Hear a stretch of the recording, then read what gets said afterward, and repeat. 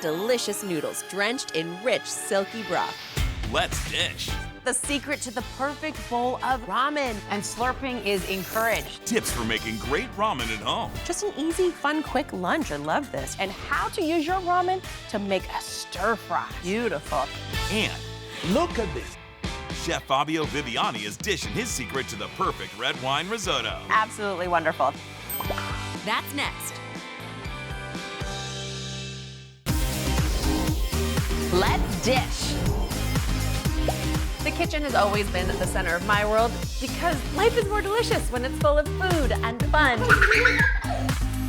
Everybody knows me as a culinary expert and food judge on television, but also I'm a mom trying to get dinner on the table. From Hollywood to home, I bring Southern sweet and Caribbean heat, and I'm not afraid to stir the pot. Good food, good friends, good dish.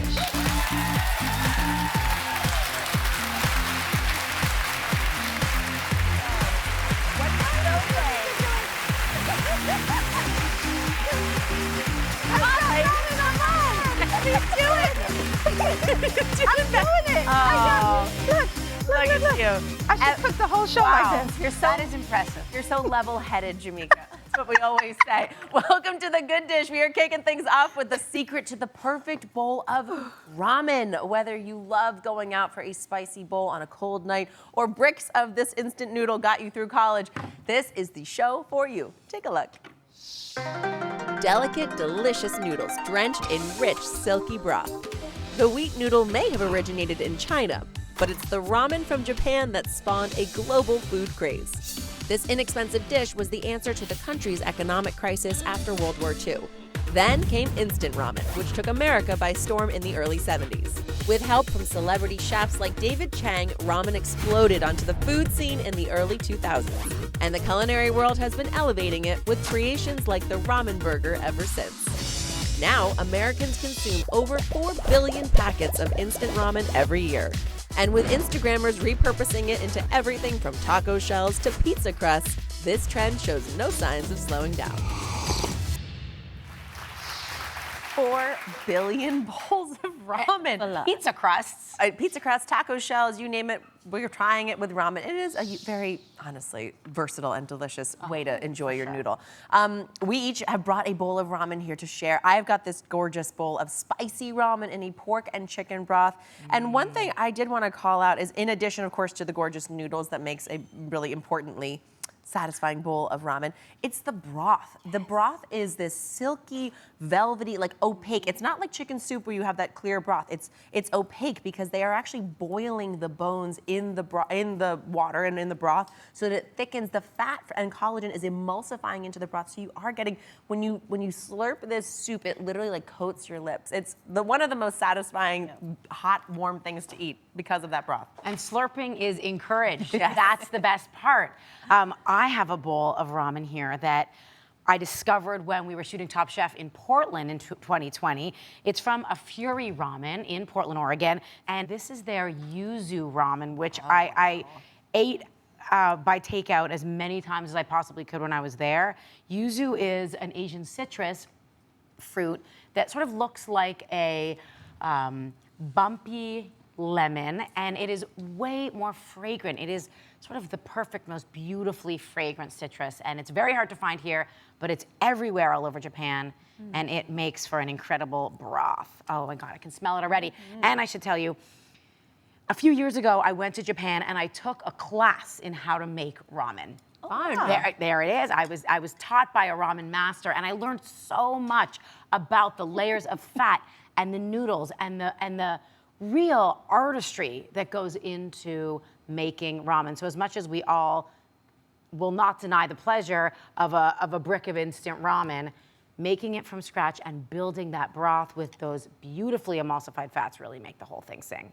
Okay. It is, one of the most perfect foods in the world. I swear, we got a vacation together. I know. We're going. I mean, These adventures. making your own ramen. All right, so now while you all slurp away, I get to crunch away because I have the ramen burger, okay? So yes, it takes the place of the bun, and I've got the wonderful beef patty in between. Now, this went super viral, and I feel like everybody was like, no way. And then it turned into, oh yeah, I want some. So it kind of had its moment, and I feel like it's still having its moment. So yeah, who needs a bun when you can have some ramen instead? I mean, I'm curious to hear what you think, because there is something very satisfying about ramen noodles, like raw or cooked and crunchy. It's got a crunch. Mm-hmm. It's a mouthful, all right. You did that very gracefully. Very, very elegant. I was shocked. I would have had noodle all over. Okay. I feel like I could crunch this the entire show. It is, yes. It's great. But my jaws are getting a workout. I'll just be chewing for the rest of the show. You go ahead. All right, we're slurping, you're crunching. You can actually prep your own delicious miso ramen jars at the beginning of the week if you want just like something easy to take to work. All you're gonna do after you prep them is pour some hot water when you're ready to eat. So if you're a fan of like, they're all over social media, these ways to make like jarred salads and things. This is kind of a novel take on it. What I have here is some cooked ramen, and you wanna cook it about a minute less than the directions say so that it will finish that cooking in the hot water once you're ready to eat. I rinsed it and I tossed it with a little sesame oil, and that is a great way to keep it from clumping, but also to add a bit of flavor that you can build. Into the base of my mason jar here, I added some miso paste, a little bit of a chicken stock, bouillon type of paste here at the bottom. I'm gonna add some sambal. You can skip this if you don't want it spicy, but any Asian chili paste will work there. Sriracha if you have it. How about a little fresh ginger? I love a little grated ginger just to warm you up on a cold day. I'm gonna add in my now cooked noodles coated with that sesame oil and some fresh scallions right on top.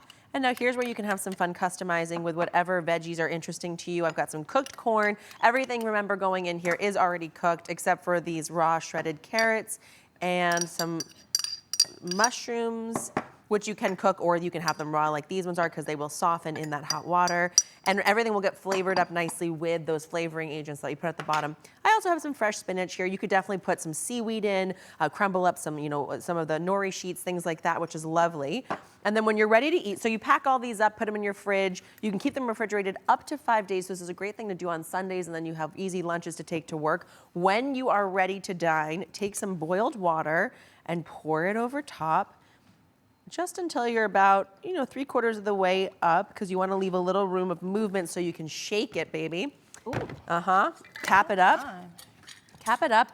I actually like to turn it upside down and then give it a little quick shake. You want the hot water to have at least a minute or two to sit with your noodles and your veg, have a chance to dissolve that chicken broth here at the bottom, and that miso paste to really give the broth so much rich flavor. You ladies have one that's been sitting a couple minutes. Take a look. So smart. Just an easy, fun, quick lunch. I love this. Or dinner. This is a great grab and go. Delicious. And you can use your chopsticks or you can just sip away. I'm enjoying this. I don't think there's any way to have ramen that I don't enjoy. Fair enough. And I will say, making food from different cultures can be a bit intimidating, but this is the reason to head to a specialty store, explore, try new ingredients. There is a Japanese grocer near my house, and I am, if you haven't noticed by my obsession with ramen, really into Japanese condiments. So I wanted to show you 3 that I really love, that I keep in my pantry, in my fridge, and I put on everything. The first is furikake. Furikake is a seaweed and sesame and salt blend. And it really is, good idea. sprinkle. Absolutely, obviously, on your ramen. A little You want to taste a little? Sure. First. We put it on everything in my house. It goes so great on veggies. My daughter's favorite snack is just cucumbers with it sprinkled on. We put it on popcorn. It's a little sweet. Yes, it does have a little bit of sugar in it. And salt, sesame, Nice salty balance. ground up seaweed, black and white sesame here. It's really delicious. So that's furikake. This is togarashi, which is a chili blend, also with sesame. It is a little bit spicy. Yes, do it. Jar everything. Perfect, thank you. Try it instead of chili flakes. Do you want some? Are you ready? Just I a love little? this on popcorn, actually. This Oh, yes.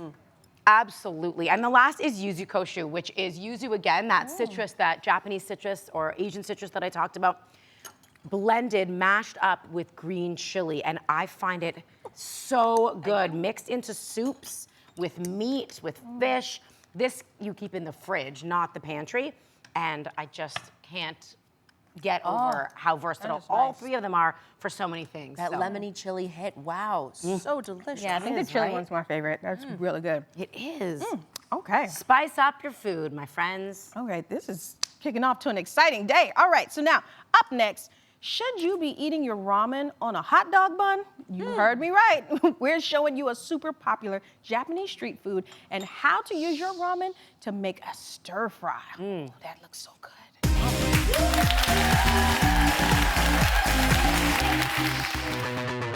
Like something you saw on the show today? We're dishing all the details on the good list.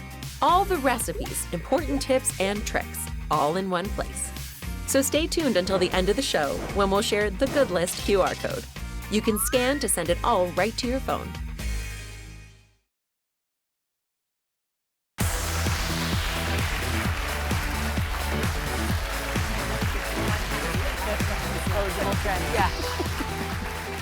Welcome back to The Good Dish. Today we're talking all things ramen. And in Japan, you won't just find noodles in your soup, because this very similar yakisoba noodle is used to make a popular street food stir fry. And they also serve it in a hot dog bun, y'all. I'm excited about that.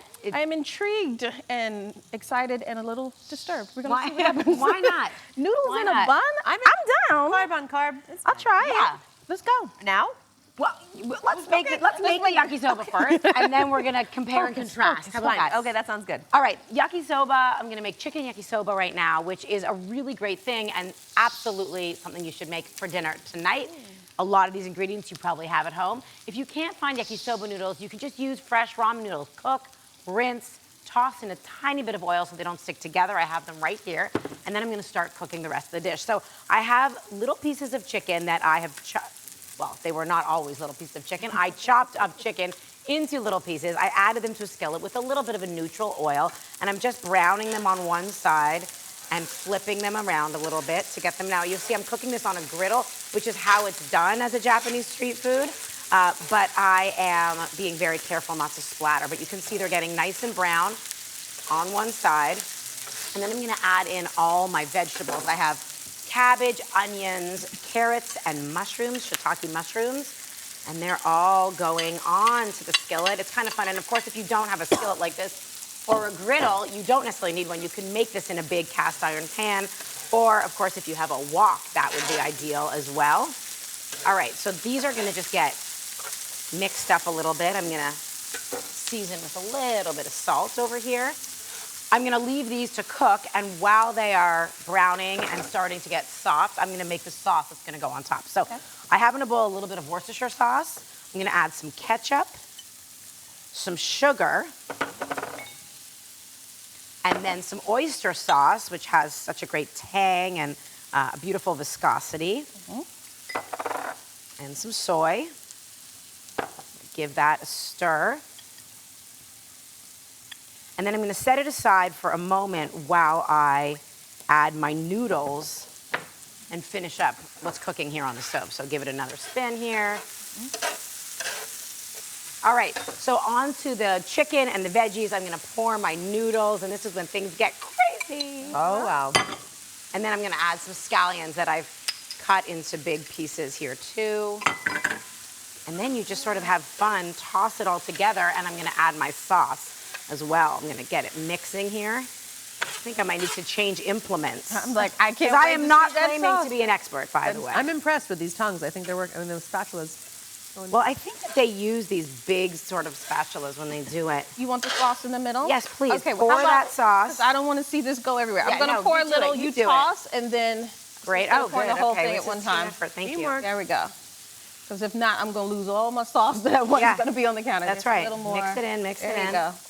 Mix and toss. You can see Ooh, it that starts looks to really good. flavor everything, and everything's cooking in it. I'm gonna turn my heat up a little bit All right. because I turned it Now down you before. can add the rest. All There we right. go. Thank you. Here we go.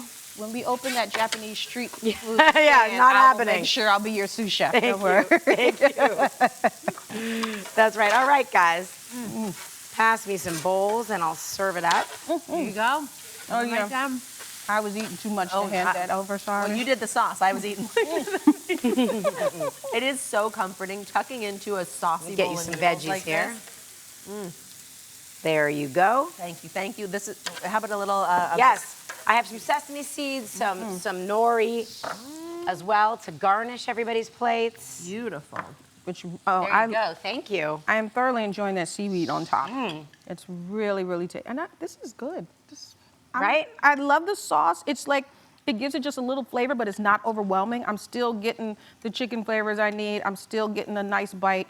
And then that sesame seeds. It's a lot of things going on. It's so There's simple. a little sweetness too, right? I mean, It's so just a simple, fun, but so many fun things going stir-fry. on. Sort of like a teriyaki glaze on your noodle. Very delicious. And I like those little pops of chicken that come through. All right, guys, get this full delicious chicken yakisoba recipe at gooddishtv.com. Up next, from ramen to risotto, Top Chef alum Fabio Viviani is here making a red wine risotto and pork tenderloin.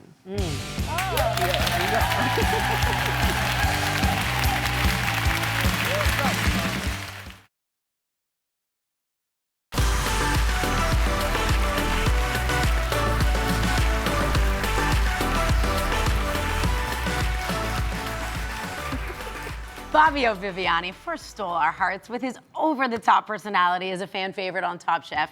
He went on to become a restaurateur, developer, and best-selling cookbook author. His recipe for success: good food and a heck of a lot of laughter. Joining us is the charming Fabio Viviani. Hello, Chef. Hi. Gail, ladies, how's everybody? How are you? Long time no see you. I mean, you just bring a smile to my face by saying hello. We are so happy to have you with us on The Good Dish. So there's a lot to say about your cooking, your restaurants, of course. I know you're going to show us some really delicious food today. But I want to take a step back and talk about your roots, your Italian roots, obviously, your heritage, and how it inspired you as the chef you are today.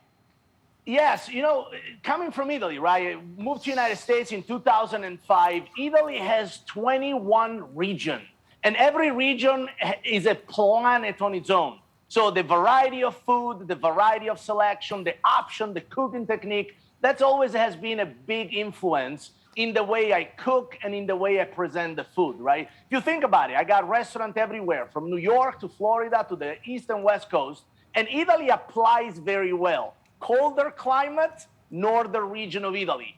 Warmer climate by the beach, southern region of Italy dishes. It works, it really does. And where are you from specifically?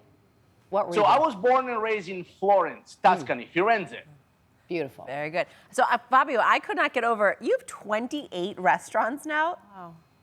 Well, actually, we have 28 brick and mortar standalone restaurants, but we have over 4 dozen of establishments if you also include the fast casual. But fast casual is not really a restaurant, right? I wouldn't consider drive-through a restaurant. You're feeding people. I mean, Well, what's 40 restaurants among friends? I literally was a mind-blowing number to me. And I have to ask you, with so much going on, with so many restaurants that you're managing, when do you find any free time? What are you doing when you have it? You know, Daphne, it's really fun. First of all, let me tell you this. March 2020 was not a good place to be when you have 3 dozens of restaurants. Definitely. Aside from that, you know, the funny part is that the more restaurant I have, the more people I can hire, the more partner and great people working with me I have, which in a crazy way, it frees up my time so I can delegate the crap I don't like to do and I focus on the food. I like that. I like cook it. Love literally delegating. every day somewhere. Amazing. How's the family, by the way? How are the babies? The family is great. The wife is great. The baby. Don't say Okay, baby sorry, around singular. here. Oh, that beautiful baby. 6 years old, going for 37. oh my Unbelievable. gosh. Amazing. You keep your Karma. hands full, Fabio, I swear. Now, you are going to make for us an Italian classic, red wine risotto with pork tenderloin. So talk slow to us and give me all that accent. And feel free to speak Italian to me while you do it. Go. Absolutely. So the dish is fantastic. Red wine is a great beverage. I call it beverage because in Italy it goes like water. But it's also fantastic in replacement of broth for cooking risotto. So in this pan right here, very close to me, I have some crispy pancetta and walnuts caramelizing in a little bit of butter and its own fat. Then I'm gonna add the little Italian risotto rice. In this case, we're using some acquerello rice. And we want to make sure that the risotto, in order to make a perfect risotto, you have to let the rice grain soak all that fat and toast a little bit. And then the magic happened. What do? You replace broth with wine. Now, so we got some red wine here, and as the risotto toast in the pan with some walnuts, some pancetta, we're gonna add a little bit of red wine at time, just enough to cover the rice, like this. And basically, we keep adding wine until the risotto is almost cooked. Now, the crazy part is that I love pancetta. Pancetta is very fat. It's like, it's like bacon. Actually, I apologize to everyone watching that you're Italian. You know very well pancetta. Pancetta is not like bacon. Pancetta is where bacon wants to be when he dies and go to heaven. That's what pancetta is. Now, Beautiful with that said, once the wine is reduced, which, as you add, it will take probably 25 to 30 minutes. That's a perfect amount of time to cook the pork tenderloin that goes on top. And we can do this two ways. The first way, which is the easiest way, you put these in an oven pan, rosemary, herbs, fresh herbs, olive oil, salt and pepper, and you pop it in the oven, 375 for about 25 to 30 minutes until the middle read about 165, 170 for a good medium.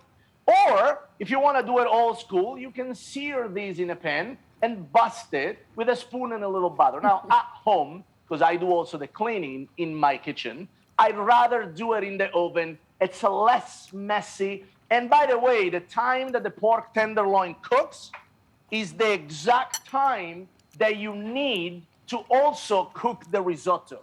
So with that said, what we're gonna do here, very simple. As you add the rice will cook, will enlarge. Rice is gonna hold up to 10 times worth of water or broth of its own weight.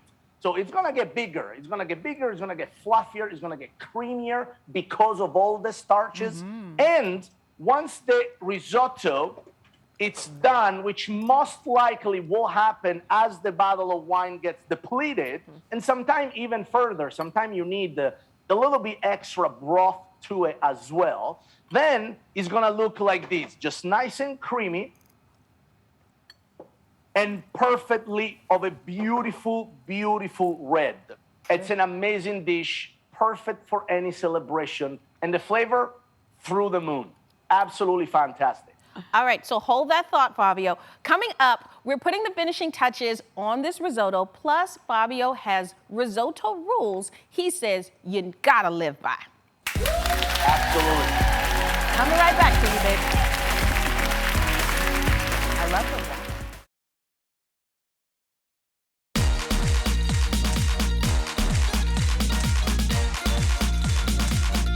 This is very good looking.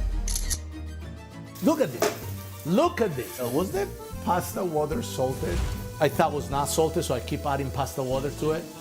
It's like you're falling from the third floor, mouth open in the Mediterranean Ocean. We say, if it walks like a duck, it talks like a duck, it's probably a duck. Absolutely beautiful. Welcome back to The Good Dish. That was Chef Fabio Viviani, and he is putting his finishing touches on this gorgeous Barolo Red Wine Risotto. What's the risotto? Okay, what are the final steps? So the final step, very simple, which also, by the way, ties to the first rule of risotto. You can't add the final touch, which is butter and cheese, usually with the fire on. Always have your fire off when you add the cheese, in this case, a little bit of Parmesan, as well as a little bit of goat cheese to it. Make sure that the flame is off. You wanna make sure that the rice, for the last few minutes, soak all that broth on its own. Then, what we're gonna do, we're gonna go to the cutting board, and we're gonna slice few slices of perfectly done pork. There. It's a big knife, Fabio. Again. Very large knife. You know, Cleaver. I figured out that sometimes you have to kill a fly with a sledgehammer. It's not about the fly, it's about every other fly watching. And I like to have big knives. It's a show off. You don't really need anything like this. This is just bragging It looks rights. great. Walk softly, carry a big knife. That's right. Slap those Right. flies back. Right. Right? It is brilliant. about who's Yes. watching. It's all for your viewing pleasure, ladies. So now we got the rice. Okay. So now usually rice have to be fairly creamy and kind of falling on the plate as you mix it. But in this case, I like it to have slightly thicker because I wanted to hold the steak right on top. I wanted to hold the pork right on top. So now we got the pork, and then we finish these with a little bit of olive oil, as well as a few crumbled walnuts, and a little bit of goat cheese. Ooh. It's a quick dish if you think about it, right? Which, by the way, it ties to the second rule of risotto. You want to stir it quite often, but not too often. If you stir the risotto too much, you give up some of the creaminess of it. Because the rice grain have a lot of starches. And the natural bubbling of the cooking liquid, it kind of mix the rice, or should mix the rice, and they bump into each other, creating friction, and the starches get released. If you stir it too much, you kind of bring down the temperature, the cooking temperature. It's kind of cooling it down. And you don't want to do that too often, just enough. Which ties to the third rule of risotto. Oh my gosh, Professor's in. Go for it. We're going to do a recap later, okay? We're going to do a The recap. third rule of risotto. Classroom, please quiet now. The third rule of risotto is that you can never add cold liquid to it. Okay, but talk about Now- the wine. What's the deal? Because Yes. you confused us there. So yes, I was about to say, when you add the wine, you gotta add just enough to barely cover the rice without bringing the temperature down. If you've noticed, as I add the wine, you have the rice still very hot, still very bubbly. So for the first few times you add the wine to the risotto, you wanna kick up the fire to compensate the temperature going down. In general, if you do add broth to it, then you can have warm broth on the side. What I usually do, I have a pint of broth ready, just pop it in the microwave, a minute or two, gets nice and hot, and it stays warm throughout. Perfect. So Got it. rule number 2 was don't stir too much, but do stir a little bit. Rule number 3 Yep. was use warm liquid ideally, or add room temperature liquid a little bit at a time so you don't drop the temperature. Rule 1, we gotta go back to Rule number 1. Oh my God, I forgot rule number 1. We I'm did, backwards. we did rule number 4 as well. So rule number 4 was Yeah. add the butter, the parm, or any other cheese Off off the the fire. heat at the very end. So rule number 1 is what we have been waiting for. Yes, you know what, guys? It's been a long decade. No. The last 2 years felt like a decade, all right? So I'm going backwards here. The rule number 1 of risotto, it's also the same rule as pasta. Never wash your rice before you cook it. Absolutely no go, no bueno, nada, zip, niet. That's all the language. It's do it. Fabio's risotto countdown. And I tell love us, it. explain to us why you don't want to rinse the rice in Because- advance. Think about this. So this is a risotto container. There is a lot of friction in it. The rice creates starches. There is that little white, gorgeous dust on it. That's starches.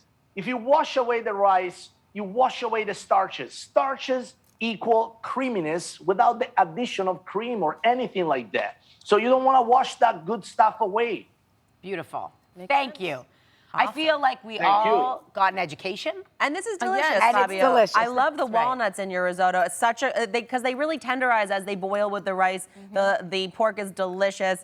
pancetta, what all bacon aspires to be, always a good addition. Absolutely wonderful. Thank And you the red for sharing wine. this. And the red wine. Yes. Really carries through. Of course. It's good Beautiful. stuff, Fabio. Thank Thank you. you. Thank All you, right. ladies, very much. Thank you. It's always a pleasure eating your food and talking with you. Always my pleasure. And you guys are in New York. I would love to have you at Bar Cicchetti. We just opened my new Italian restaurant. First ever in New York. Wow. Big accomplishment. Congratulations. It's a dream come true, right? 16 years almost in the making. Wow. I did my first season with you, Gail, of Top Chef in New York. And my last restaurant I've opened now, it's in New right. York. Long Full time coming. circle. We will be there. Be there. Thank Full you. circle. Awesome. Can't wait to see you guys. Great to see you too. Thank you so much. Ciao. Coming Thank up. you guys. Have a fantastic day. Bye-bye. You too. Bye-bye. Thank you. Ciao, ciao. Bye. Coming up, do you really need to own a rice cooker? We're heading into the test kitchen to find out. Bye, Fabio. Thank you. Bye. Thank you so much.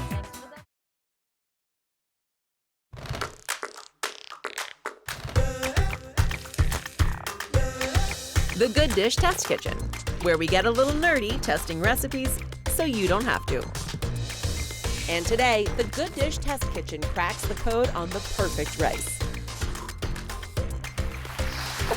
Welcome back to The Good Dish. Today in the Test Kitchen, we're answering the question, do you really need a rice cooker? And to find out, we're experimenting with 3 different cooking methods: microwave, stovetop, and of course, using a rice cooker to see what does the best job. So, we chose long grain rice because it is light and fluffy, it has the perfect texture, and it is the common thread with all cooking methods. First of all, one thing you always want to do with your long grain rice when you're making rice, when you're steaming rice, is to rinse it. You need to rinse it for a while. Make sure that it totally runs clear. You want to get rid of all that excess starch, which prevents it from becoming gummy, and then you can begin your cooking. For our microwave technique, we're going to cook the rice covered in the microwave for 10 minutes. See, I have a plastic cover here, and then I'm gonna take off the cover, cook it another 3 to 5 minutes without that cover until it should be fully cooked through. Now, I'm gonna fluff it when it comes out. You wanna let it sit for 5 to 10 minutes when it comes out of the microwave, or really out of any cooking method, to make sure that it absorbs all of that liquid that might remain. And it is okay, it's sort of fluffy, but there is a bit of an inconsistency here. It's mostly cooked through, but some pieces are a little al dente, and some pieces are still pretty raw. So, not my favorite. Moving on. All right, so now on to the stovetop method. Now, as you can see, I have a dish towel that I've tucked under the lid to absorb any excess water or steam as the rice cooks. So here is what it looks like from the stovetop. So you would bring it to a boil and simmer for about 17 to 18 minutes. And once the rice is done, let it sit for a bit and then you fluff it. So the rice is soft, nice and fluffy as rice should look. However, my only concern with this method is that it took a lot more care to make sure that it came out perfectly. You had to make sure that it didn't come out gummy. I had to watch it a lot more often. Sometimes I had to make sure it didn't stick to the bottom of the pan. So it's more of a babysitting method. You gotta keep your eyes on this one. So stovetop came out great, but it was time consuming. I could have been doing something else instead of watching rice, you know? Okay, our final method is the rice cooker, and I'll show you how we did it. First, you fill your rice cooker with 1-to-1 ratio of water to rice. So I have 2 cups of rice, 2 cups of water, a big pinch of salt, and you always want to get a little bit of fat in there, oil or butter. I'm going to use 2 tablespoons of butter as well in here. Close it up, cook it according to the button of the kind of rice. It should be perfect when it comes out. The major important note here is to always let it sit for about 10 to 15 minutes. That actually applies to all our cooking methods after it cooks, to make sure that it gets to absorb all of the liquid and it becomes fluffy and beautiful. When it's done, you can use your rice paddle even, and it is absolutely the most evenly cooked That looks great. and fluffy rice of all. It is also completely hassle-free. You literally have to do nothing to it to make sure that you get perfect rice every time. All right, so I think we already know the answer, but to sum it all up, to the answer to the question of, do you really need a rice cooker? We say it's a yes. All right, and even though, of course, it's another appliance that you gotta buy and add to all the other appliances you may have, the rice cooker is very affordable and is a hands-off solution to perfect rice every time. And some rice cookers also have a button for brown rice, so if you're figuring out how to master that, it can handle that too. So, just set it, don't worry about it, perfect rice every single time. So now to recap, how to cook the perfect rice. You start with long grain white rice, you add in fat, and you use a rice cooker. Now you can find the recipe that we created at gooddishtv.com. Coming up, we have the easiest tricks for keeping your avocados fresh.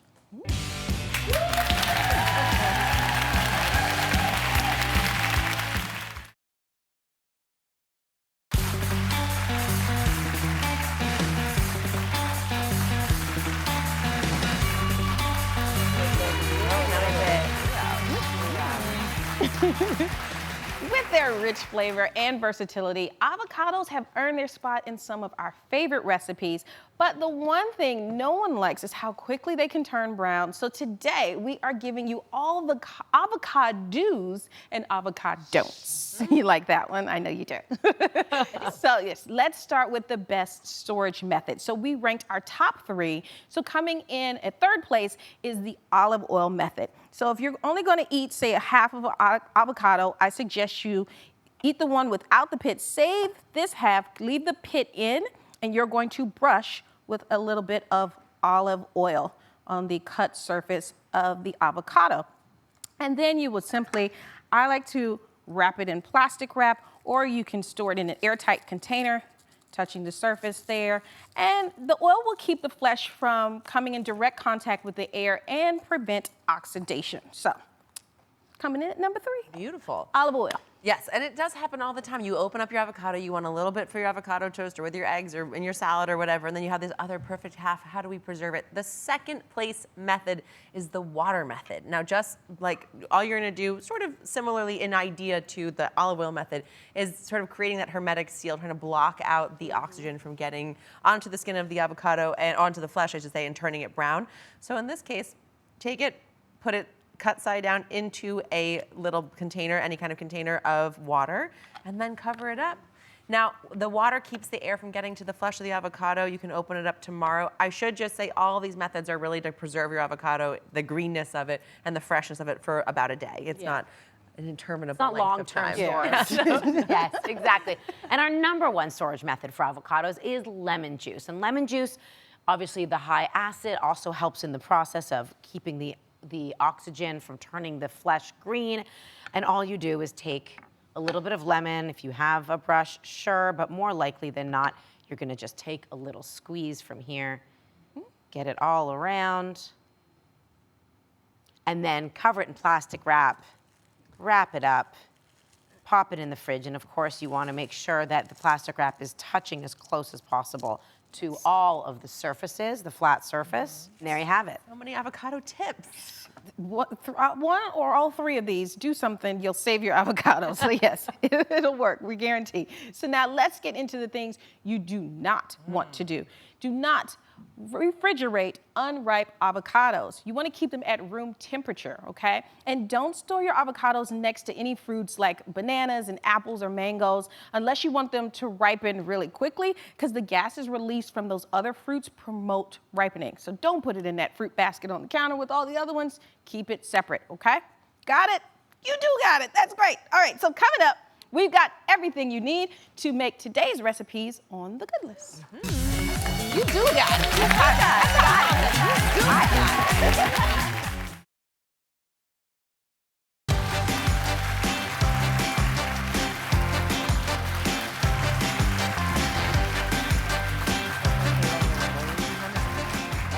Welcome back to The Good Dish, and we took a deep dive earlier into delicious ramen. Besides instant ramen, what was your go-to, like, cheap eat when you were younger, your favorite sort of college food?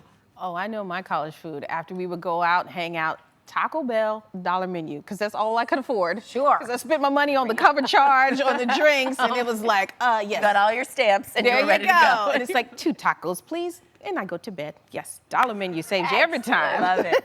Excellent. I would say this is really, we're deep diving here. My favorite when I was young thing to eat that, I really feel like perhaps is worth a revisit somehow. I don't know. Baked potato with broccoli and like spreadable cheese from a can that you warm in the microwave. I would pour it over potatoes and broccoli. I mean, when I think about it now, it is a little horrifying, but also sort of amazing. You are a potato girl. You really are committed to like the glory of the spud. Well, I'll tell you something that And I the don't horrible like cheese. to admit often, and I've certainly never said it on television out loud, that I was a vegetarian for 8 years. Until I graduated college. And so potatoes were a staple, also pasta staple. There was a lot of carbohydrates. That was your hangover cure. It certainly was. Horrible cheese, broccoli, and a spud. I love Yep.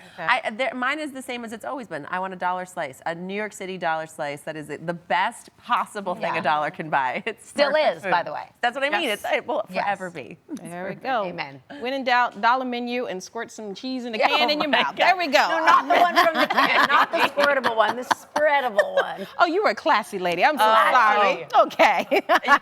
Oh my gosh. That is right. All right. We could right. do this all day, but it is time for the good list. So you see that QR code on your screen. Of course you do. It's right there. Open your camera app and hold your phone right up to the screen, and it will take you to all the recipes and more from today's show. And you can also head over to gooddishtv.com to get it all. So what's on the good list today, you may ask? We answer the question, what is for dinner tonight? Oh, it is that chicken yakisoba, the ramen stir fry. You can even eat in a bun. Oh, yes. And everything you need to recreate what you saw on today's show is always on the good list. Now all I want to do is eat ramen forever. We'll see you next time for more good food and good dish.